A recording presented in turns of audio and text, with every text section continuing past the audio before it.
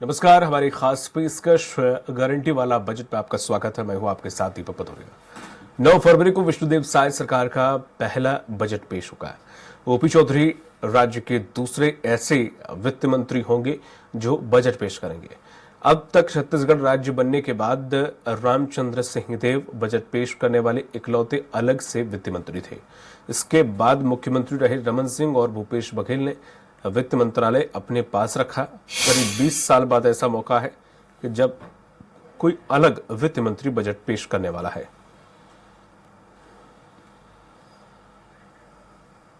Budget आएगा वो इस नई गवर्नमेंट का पहला बजट होगा, तो हम उनसे ये उम्मीद करते हैं कि जैसे कि डिमांड और सप्लाई को मैच करते हुए आरटीओ टैक्सेशन जो गवर्नमेंट के हाथ में आता है उसमें थोड़ा डिस्काउंट दें। जैसे कि लास्ट अभी उन्होंने गवर्नमेंट ने डिस्काउंट दिया था तो उसको कंटिन्यू करें और परमानेंट उसमें डिस्काउंट दे, तो डिमांड और सप्लाई मैच होगी और सप्लाई बढ़ेगी तो अल्टीमेटली गवर्नमेंट का कलेक्शन बढ़ेगा। दूसरे, एक जीएसटी रजिस्ट्रेशन को अभी भी इजी करना चाहिए। अभी भी जैसे गवर्नमेंट बोलती है कि 3 दिन के अंदर 7 दिन के अंदर आपको जीएसटी मिलेगा, जो कि प्रैक्टिकल पॉसिबल नहीं है। अभी भी बहुत टाइम लगता है, तो थोड़ा जीएसटी में रजिस्ट्रेशन में इसको इजी होना चाहिए। और दूसरा, हमको जैसे सोलार्स पे बेनिफिट मिलना चाहिए, रिन्यूएबल एनर्जीज पे, ग्रीन फील्ड्स में, ईवी गाड़ियों में, उसमें थोड़ा और सब्सिडी बढ़ानी। मेरा फोकस रहेगा कि टूरिज्म पे कोई सब्सिडी की पॉलिसी निकले, स्मार्ट टूरिज्म के टूवर्ड्स स्मार्ट टूरिज्म गवर्नमेंट कुछ वर्क करे, जिससे कि नए नए होटल्स लगे, जिससे कि एम्प्लॉयमेंट जनरेट हो। एक ये फोकस रहेगा। दूसरा मेरा है सिख इंडस्ट्रीज के लिए कुछ गवर्नमेंट करे, जो कि इंडस्ट्रीज कोविड की वजह से बंद हो गई थी, जो प्लांट, उन पे या तो प्राइवेट पार्टनरशिप लाए, कुछ मॉडल या सब्सिडी या कुछ अलग से स्कीम निकाले। ये 2 चीज़ों पे मेरा रहेगा कि कुछ गवर्नमेंट फोकस करे। देखिए, जब केंद्रीय सरकार की कोई विजन है कि देश को विकसित देश की ओर लेके जाना है, यहाँ तीसरी बड़ी इकोनॉमी बनाना है, तो इसके लिए आवश्यक है कि देश के साथ साथ हर राज्य भी उसका विकास करे। राज्य का विकास होगा कि नहीं होगा ये डिपेंड करता है उसके बजट के ऊपर। अगर बजट लुभावना होगा, व्यापारी के हित के लिए होगा, आम जनता के लिए होगा, तो राज्य भी विकास की ओर अग्रसर होगा। तो इसके लिए जरूरी है कि जो भी नई सरकार के द्वारा बजट लाई जा रही है वो ऐसी बजट लाई जाए या ऐसा प्रणाली लाई जाए जो व्यापारियों के अनुरूप हो। जैसे एग्जाम्पल के लिए आप जैसे गुजरात में देखेंगे कि एक सिंगल विंडो प्रणाली है, कि मतलब अगर किसी को व्यापार प्रारंभ करना है तो सब्सिडी, एमओयू, जो भी प्रणाली होती है वो एक ही पोर्टल के थ्रू हो जाती है। तो एक सिंगल प्रणाली लाया जाना चाहिए। दूसरा ये देखेंगे कि सब्सिडी का जो अमाउंट है, जैसे अगर आप अदर स्टेट जैसे महाराष्ट्र से अगर आप कंपेयर करेंगे तो वहां पे 80% तक की सब्सिडी मिलती है, लेकिन हमारे राज्य में 30 से 40-45% तक की सब्सिडी मिलती है। तो सब्सिडी के अमाउंट को बढ़ाया जाना चाहिए। तो ये जरूरी है कि सब्सिडी जैसे बढ़ेगा तो व्यापार भी बढ़ेगा। सरकार से ये उम्मीद है कि पिछले जब से छत्तीसगढ़ बना है और उसके बाद से यहाँ एक मांग रही है कि शहर के बीच में एक अच्छा सा ऑडिटोरियम हो, रंगकर्मियों को वहाँ पे रिहर्सल की सुविधा हो, रंगकर्मियों का वहाँ प्रदर्शन हो बहुत कम दरों पर। तो ये हम उम्मीद करते हैं। इसके साथ ही बजट से यही उम्मीद है कि अब प्रधानमंत्री मोदी जी की जो योजनाएं हैं, जो उन्होंने कहा था, एटलीस्ट कम से कम उसको लागू किया जाए। जो अभी मातारी बंधन लागू हो रहा है, और भी योजना है जो उन्होंने कहा था, नोएडा की तर्ज पे दुर्ग भिलाई रायपुर को और नया रायपुर को जोड़ा जाएगा। एक उसकी उम्मीद है कि उस पर कुछ काम होगा। ठीक है। उसके अलावा उन्होंने नया रायपुर में आईटी हब बनाने के लिए कहा था, जिससे करीब करीब 1 लाख रोजगार जनरेट होगा हमारे प्रदेश के युवाओं के लिए। अगर उस पर कुछ काम हो तो बहुत अच्छा है। मैं ये चाहता हूँ कि हमारे इस बार छत्तीसगढ़ के वित्त मंत्री श्री ओपी चौधरी जी हैं, वो वर्तमान में कलेक्टर भी रह चुके हैं, तो उन्हें मतलब पूरे शासन प्रशासन का नीचे से लेकर ऊपर सभी वर्गों के बारे में एक अच्छी जानकारी है और उसे युवाओं के ऊपर अच्छा ध्यान देना चाहिए। उम्मीद है नई सरकार आई है, नई मंत्री बने हैं, नए चेहरे हैं, तो नई अच्छा बजट आना चाहिए। और हमारे ओपी चौधरी एक आईएएस रह चुके, इतने अनुभवी, वो भी रायपुर जैसे कि कलेक्टर, तो अच्छा ही बजट लाएंगे। युवाओं के ऊपर ज्यादा ध्यान देना चाहिए। इतने सालों से हो गया बजट के नाम से तो बहुत सारी बातें हो रही हैं और फिल्म विकास के नाम से भी बहुत सारी बातें हो रही हैं। तो मैं यही बोलना चाहूंगी कि सरकार को कि बजट करके मत बोलिए। हम कलाकारों को भी कुछ योगदान होना चाहिए। हमको भी क्या है, काम होता है, मिलता है। जैसे बुजुर्ग लोग हैं, कलाकार हैं, तो उनको भी कुछ फायदा मिलना चाहिए ना। बजट आएगा तब करेंगे बोल के ये मुकर जाते हैं लोग। पहली सरकार भी वही बोली और अभी आने वाली सरकार से यही उम्मीद करती हूँ मैं कि बुजुर्ग जो कलाकार बुजुर्ग हैं उनको भी वेतन मिलना चाहिए, जो काम नहीं कर पा रहे हैं उनको भी थोड़ा भाई तो कुछ तो मिलना चाहिए ना वेतन। और मैं यही बोलूंगी कलाकार को भी सब्सिडी का जो बोल रहे हैं फिल्म सब्सिडी के नाम से, तो सब्सिडी को भी बढ़ावा दिया जाए। ऐसे छोटे बच्चे हैं अनएजुकेटेड हैं, उनको एजुकेट कराना चाहिए क्योंकि अब वही है आगे का फ्यूचर, तो उनको एजुकेट कराना चाहिए ताकि अच्छा चीज़ें हो, क्योंकि बहुत करप्ट लोग भी है, तो शायद उनमें से कोई अच्छा बने तो चीज़ें अच्छी डेवलप। छत्तीसगढ़ के विष्णुदेव सरकार की पहली बजट 9 फरवरी को पेश होने वाली है और इसको लेकर हमारे साथ चेंबर ऑफ कॉमर्स के अध्यक्ष अमर परवानी जी हैं। किस तरह की अपेक्षाएं हैं इस बजट से, क्योंकि नई सरकार है, काफी उम्मीदें हैं, काफी कुछ सुझाव भी आप लोगों ने दिए हैं। क्या है वो प्रमुख सुझाव, हम हमारे दर्शक को बताइए। नमस्कार। हम लोगों ने एक चैम्बर में एक बैठक रखे थे जिसमें छत्तीसगढ़ के फाइनेंस मिनिस्टर आदरणीय ओपी चौधरी साहब आए थे और उनको रूबरू मिलके हम लोगों ने जो सुझाव दिए थे उसमें बेसिकली छत्तीसगढ़ को एक मतलब जो बिजनेस हब के रूप में जाना जाता है उसमें और गति प्रदान करें ताकि व्यापार भी बढ़े, उद्योग भी बढ़े और सरकार की रेवेन्यू बढ़े। उस प्रकार से हम लोगों ने एक सुझाव दिए थे और उसमें जो प्रमुख सुझाव है, जैसे उद्योग के लिए हम लोगों ने उनको बोला था सिंगल विंडो का एक होना चाहिए। अभी सिंगल विंडो नॉर्मली होता है, वो थ्योरी होती है। सिंगल विंडो मतलब ये है कि एक्चुअल जो कोई भी व्यक्ति अगर कोई उद्योग लगाना चाहता है या उद्योगपति छत्तीसगढ़ में उद्योग लगाना चाहता है तो उसका एमओयू साइनिंग से लेके उसका सब्सिडी डिसबर्समेंट तक वहां से जवाबदारी होनी चाहिए जो सिंगल विंडो में अधिकारी उनको देख रहा है, चाहे उसका पॉल्यूशन का क्लियरेंस हो या उसको टाउन प्लानिंग का क्लियरेंस हो। अधिकतर टाइम ये होता है कि उसको पता बता दिया जाता है ये यहाँ से क्लियर कराओ, 6-8 महीने निकल जाते हैं। उद्योगपति सोचता है कि हाँ इंडस्ट्री, तो इसको हम लोगों ने मुख्यतः इसको बात को रखी है। और तीसरा हम लोगों का एक होलसेल कॉरिडोर है जो साउथ ईस्ट एशिया का सबसे बड़ा बाजार बनने जा रहा है। उसको ऑलरेडी पिछली गवर्नमेंट में सारा चीज हो गया, इसको स्पीड अप करना है और उससे करने से छत्तीसगढ़ का जो व्यापार है कई गुना उसमें बढ़ जाएगा। और उसी प्रकार जैसे छत्तीसगढ़ में मिनरल्स है उसके लिए उद्योग है, एग्रीकल्चर है, वनोपज है, वैसे ही छत्तीसगढ़ में आप देखेंगे तो कुदरत की भी बहुत मेहरबानी है। इसको टूरिज्म के हिसाब से हम क्या डेवलप कर सकते हैं छत्तीसगढ़ में, चाहे उसमें रिलीजियस हो, चाहे मेडिकल टूरिज्म हो, एजुकेशन का हब बना दें। पिछली सरकार में भी एक नई औद्योगिक नीति लॉन्च की थी, क्या उस नीति में कुछ सुधार की और गुंजाइश है कि वो नीति सही थी? कैसे देखिए, समय काल परिस्थिति के हिसाब से हर चीज अच्छी बुरी हो जाती है। अभी देखिए इसमें जो भविष्य के व्यापार हैं, आप देखिए छत्तीसगढ़ तब ग्रो कर सकता है जब सेंट्रल गवर्नमेंट के विजन के साथ वो आगे बढ़े। अभी सीतारमन मैडम ने जो बजट रखा है या जो पीएम का विजन है वो एग्रीकल्चर बेस्ड बोल रहे हैं, हम एग्रीकल्चर बेस्ड बोल रहे हैं, वो उद्योग को बढ़ावा देने बोल रहे हैं, हर जिले को एक पर्टिकुलर प्रोडक्ट के लिए हम वही बात कर रहे हैं। ये मोटर कारों के भी क्षेत्र में खास करके 2 व्हीलर 4 व्हीलर्स में जो ईवी मोटर्स व्हीकल्स आ रहे हैं, इसको लेकर भी कुछ प्रावधान किए जाने चाहिए कि ज्यादा से ज्यादा बढ़ाओ ताकि एनर्जी सेविंग भी। जी देखिए, ईवी में स्टेट गवर्नमेंट हमारा 10% सब्सिडाइज कर रहा है, डायरेक्ट कस्टमर के पॉकेट में पैसा जा रहा है। जो भी उसमें लोग ईवी गाड़ी लेते हैं, अप टू सीलिंग है 1.5 लाख रुपए की। मोदी साहब ने और इसमें उन्होंने ईवी के ऊपर भी विशेष तौर पे उन्होंने बोला है कि ईवी के ऊपर हमको फोकस करना चाहिए। भविष्य के जो व्यापार हैं, चाहे ईवी है, चाहे सोलर है, चाहे फूड प्रोसेसिंग है या एग्रीकल्चर बेस्ड है, इसके ऊपर और उद्योग वो जिस। और इसी पर चर्चा करने के लिए हमारे साथ जुड़े हुए हैं डॉक्टर तपेश चंद्र गुप्ता जो कि अर्थशास्त्री हैं। सर, आपका बहुत बहुत स्वागत है। और हेमंत शर्मा संवाददाता रायपुर से भी हमारे साथ जुड़े हुए हैं। तपेश चंद्र जी, जिस तरह से उम्मीदें हैं, मोदी की गारंटी से उम्मीदें हैं लोगों को, पिछली सरकार का हमने लास्ट बजट देखा तकरीबन 1,22,500 करोड़ के समथिंग का था। कहा जा रहा है कि उससे कुछ बड़ा ही बजट इस बार देखने को मिलेगा।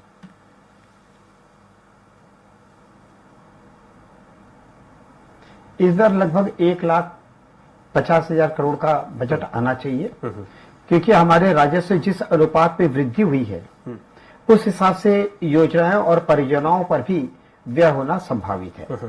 फिर सरकार के पास घोषित एजेंडा है, उन्होंने पहले से ही तय करके रखा है कि हमको किसानों को क्या देना है, महिलाओं को क्या देना है, शिक्षा के लिए किस प्रकार के करना है, और बच्चों को खास तौर पे छात्रों के लिए हमको नवीन पाठ्यक्रम के अनुसार से आने वाले एग्जामिनेशन की तैयारी करवाने के लिए पीईटी, पीएमटी, एमबीए वगैरह के लिए जो कोचिंग सेंटर खोलना है, पीएससी क्लियर करना है, यूपीएससी करना है, एसएससी करना है, इसके लिए भी जो इन्होंने योजना तैयार करके रखी है उस पर निश्चित तौर पर अमल करने के लिए इस पर व्यय का प्रावधान रहेगा। फिर दूसरा एक महत्वपूर्ण बात है कि आदिवासी क्षेत्र की उपेक्षा होने की इन्होंने बात कही है, तो आदिवासी परियोजना क्षेत्र पर भी व्यय होगा। और सबसे बड़ी बात यह रहेगी कि जो तेंदुपत्ता संग्रहण के दौरान ये जो चरण पादुका योजना थी, बंद हो गई थी, उसका भी लाभ वो पहुंचाने की कोशिश करेंगे। अब एक और छोटी सी बात जिसको कि पूरे बड़े पैमाने पर लिया जाता है और आज तक इसका बजट न्यूनतम रहा है, जिसको शायद राज्य सरकार बढ़ाएगी, वो है पर्यटन के संदर्भ में। ठीक है। छत्तीसगढ़ में राम वन गमन मार्ग जो है, वन गमन मार्ग, ये काफी सशक्त है। मैं सुन रहा था कई लोगों के कमेंट आपके यहाँ, तो जो पर्यटन के बारे में जो बोल रहे थे, वह छत्तीसगढ़ एक शांत और ऊर्जा का स्रोत है। यहाँ पे विद्युत ऊर्जा भी पर्याप्त मात्रा में है, शांति बनी हुई है, और यहाँ पे आपको ऐसे कोई व्यवधान पैदा नहीं होने वाली चीजें मिलेगी जिससे कि विकास कार्य अवरुद्ध हो। ऐसी दशा में इसको एजुकेशन हब और ऐसे क्षेत्रों के विकास के लिए भी कार्य किया जा सकता है, जिसका उपयोग उद्योग और व्यापार के लिए हो सकता है। यहाँ पे 7-8 राज्यों का जमवाड़ा है, बॉर्डर इससे जुड़े हुए हैं, तो ये और ज्यादा दूरियां भी नहीं बनती है।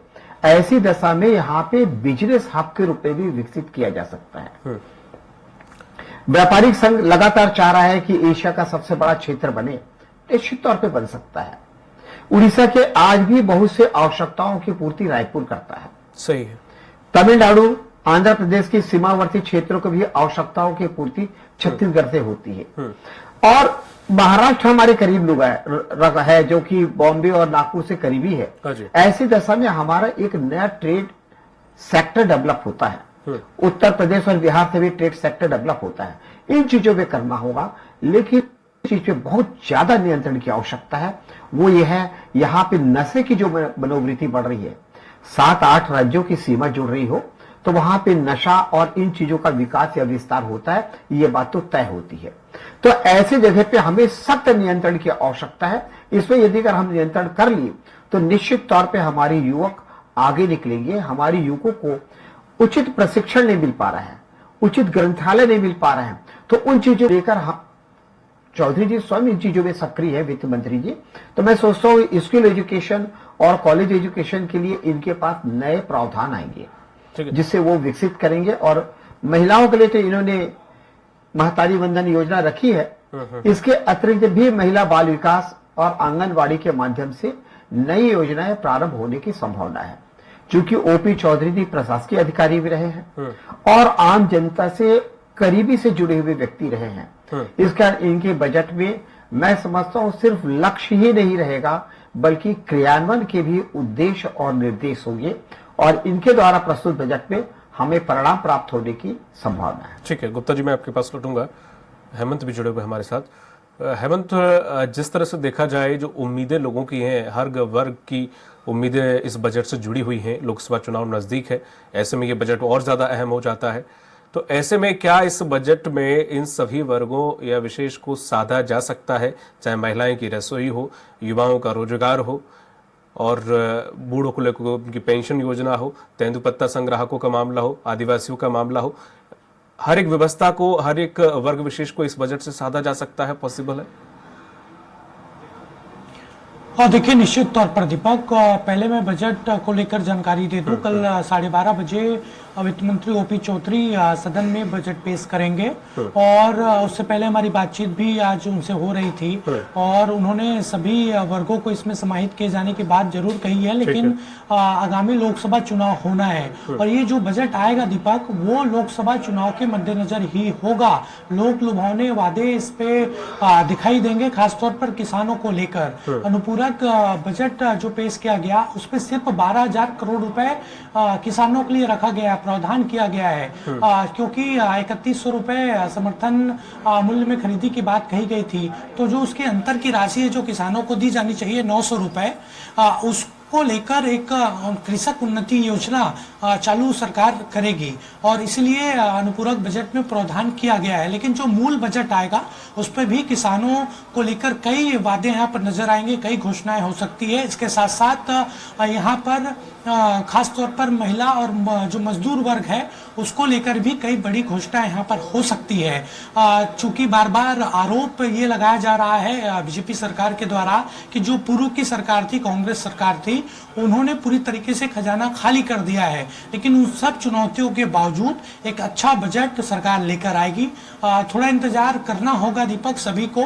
कल 12:30 बजे जब बजट पेश होगा तो ये स्थिति स्पष्ट हो जाएगी कि किस तरीके से ये जो बजट है वो रहा और खास तौर पर किस वर्ग को फोकस किया गया इस बजट में। लेकिन जो जिस तरीके से हिंट मिला है, जिस तरीके से संभावना जताई जा रही है, उसके मुताबिक यही है कि किसानों, महिलाओं और मजदूरों को फोकस करने वाला ये बजट हो सकता है। बिल्कुल। गुप्ता जी, जिस तरह से हम देखें जो इतनी सारी गारंटी दी गई है, स्पेशली दो हो सकता है कि सरकार, जैसे कि हेमंत ने भी कहा, किसानों को लेकर ज्यादा फोकस करेगी, तो इसमें भी हमें ये देखने को मिला सारी चीजों पे तो फोकस इसने विशेष रूप से हो नहीं पाएगा, लेकिन सरकार कुछ मुख्य गारंटी हैं उनको जरूर मद्देनजर रखते हुए ये दिखाने की कोशिश करेगी, लोकसभा चुनाव नजदीक है, कि हाँ हमने देखो अच्छा बजट किया है, मुख्य योजनाएं हमने क्रियान्वित की हैं। तो ऐसे में शायद महिलाओं के लिए रसोई गैस सिलेंडर या बिजली का जो कटौती करने की बात कही कि उसमें सब्सिडी दी जाएगी, या फिर दूसरा जो हेमंत ने बताया कि किसान, ये शायद दो मुख्य रूप से इन पर फोकस रहने वाला है सरकार का, महंगाई और किसान।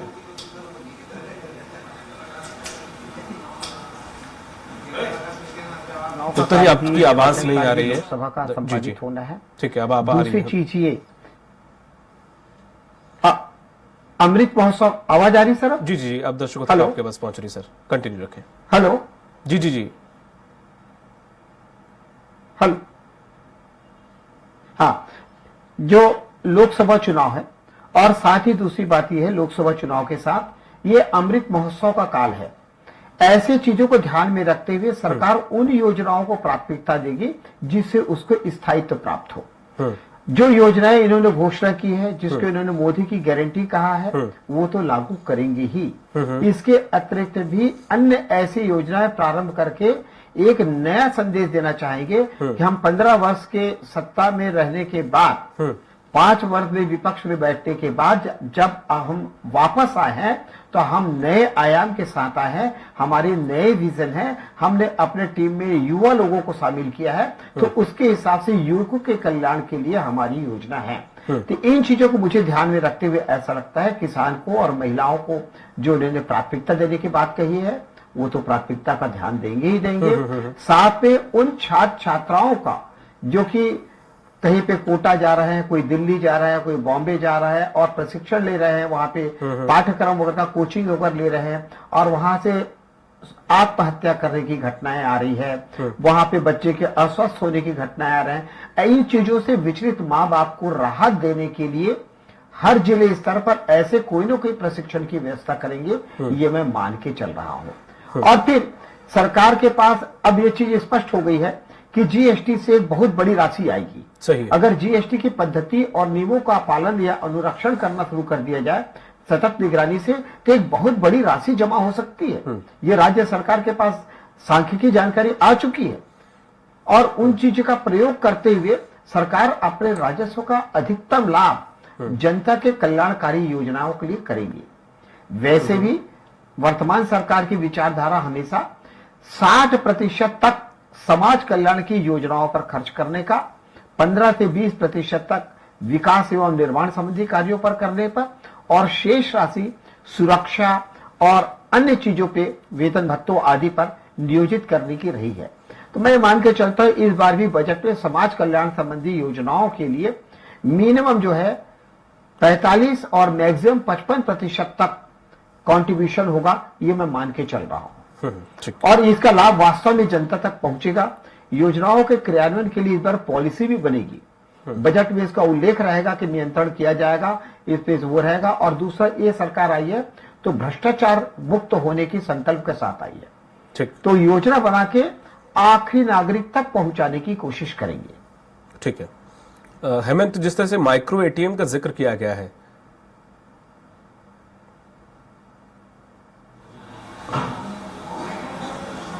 हेलो जी, ये माइक्रो एटीएम क्या है हेमंत?